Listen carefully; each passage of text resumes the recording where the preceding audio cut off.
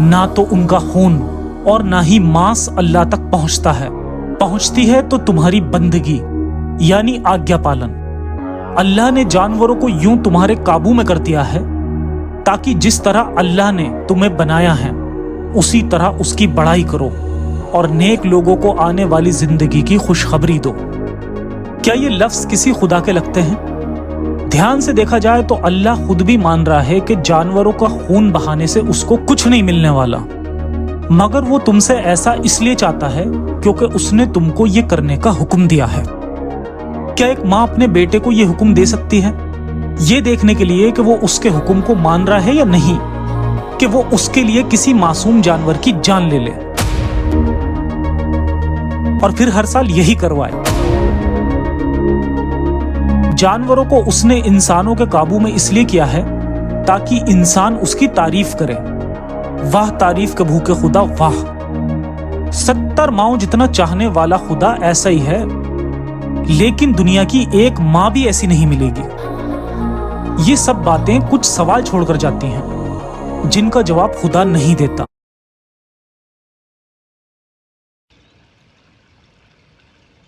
What is life? The question is the undisputed king of all rhetorical questions. There are many answers to it and none, for life refuses to be caged in conceptual categories. The same is true of all things fundamental to existence, consciousness, time, infinity, and so on. There are many theories that try to define them, but none can really succeed. At the most primordial level, being alive is a feeling. If the feeling is one of gratitude, then it places a burden of debt on our consciousness and obligates us to act in a way that the debt is repaid, at least in part. Then there is desire, the driving force behind all creation, which also provokes us to act in a way that produces desired results. The fulfillment of desire is also its extinguishment, its destruction. The ritual of Bali or sacrifice seeks to reconcile what the mind sees as opposing forces, debt to the gods and human desire. Destruction is an integral part of the ritual. Too abstract? Let me simplify it for you. The Hindu view of life is one that places the burden of debt or rina on human beings for merely existing. We owe our existence to our ancestors, pitras, to the Panchabhutas, environment, to the rishis, to fellow human beings, and to the gods. Vedic yagyas are rituals designed to repay our debt to the gods. As Hinduism evolved over the millennia, Tantrika methods of worship became popular, and the core act of the yagya, that is the offering of Bali, began to be carried out independently, outside of the context of yagya as well. It goes without saying that we offer to the gods what they like, not what we approve of. Let me elaborate.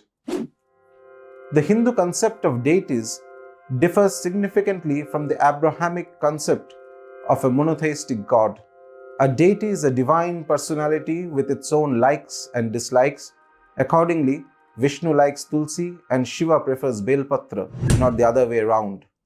Every ritual, every ingredient used in Upasana is based on the preferences of the individual Devata and is hence sacredly inviolable.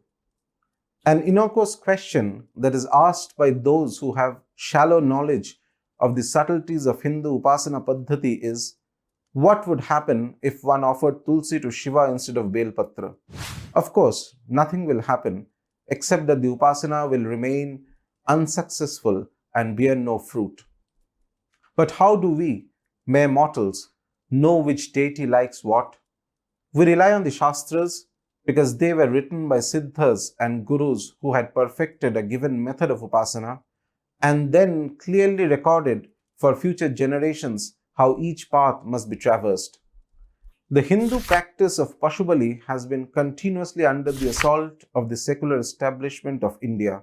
For example, a few years ago, the Tripura High Court issued an order banning the practice of Pashubali in the iconic Tripur Sundari Mahavidya temple as well as all other Hindu places of worship in the state.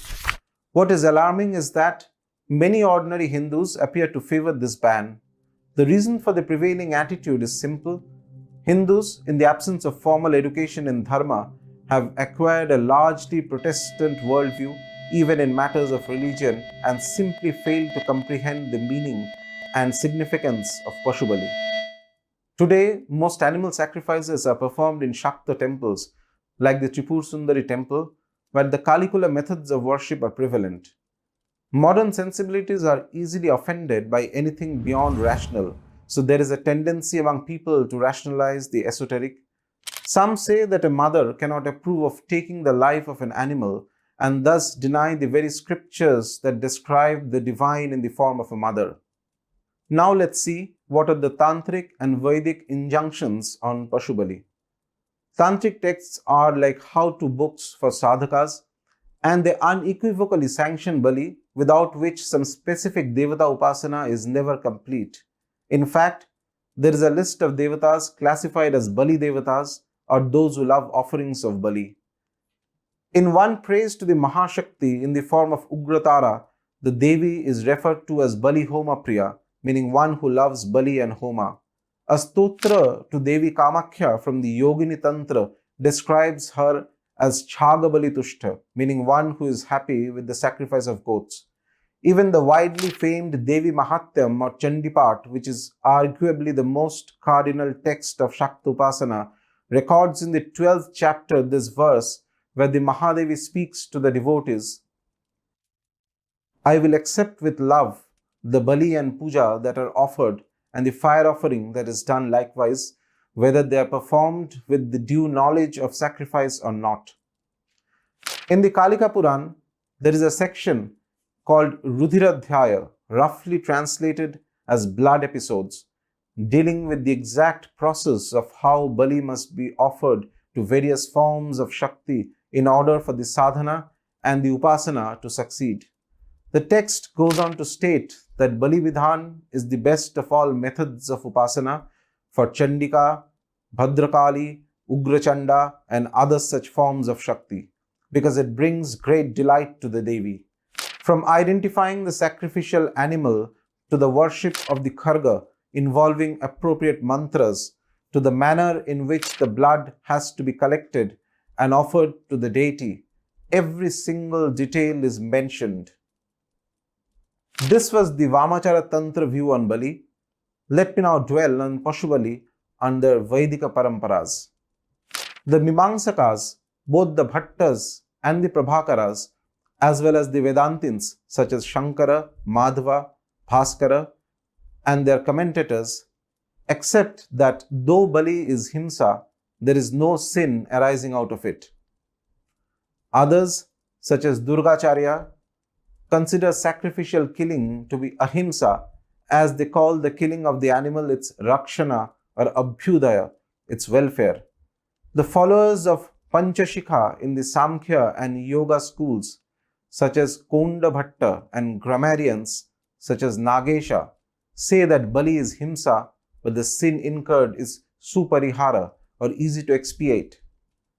Therefore, scriptures as well as great authorities on Hindu Dharma, both Tantrika and Vedika, have lent unequivocal support to Pashubali.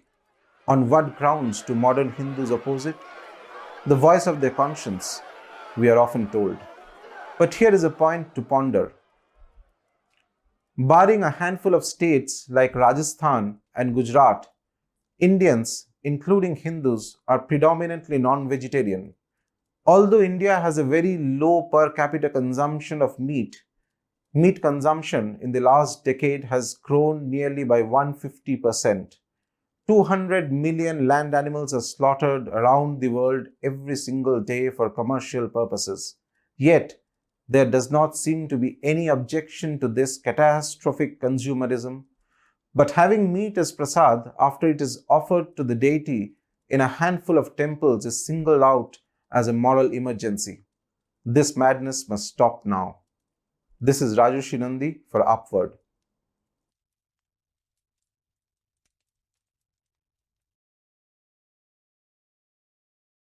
God required animal sacrifices to provide a temporary covering of sins and to foreshadow the perfect and complete sacrifice of Jesus Christ.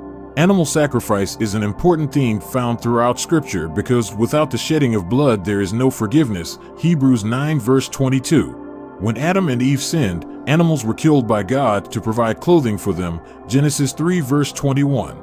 After the flood receded, Noah sacrificed animals to God. Genesis 8 verses 20 to 21. Why, then, do we no longer offer animal sacrifices today? Animal sacrifices have ended because Jesus Christ was the ultimate and perfect sacrifice.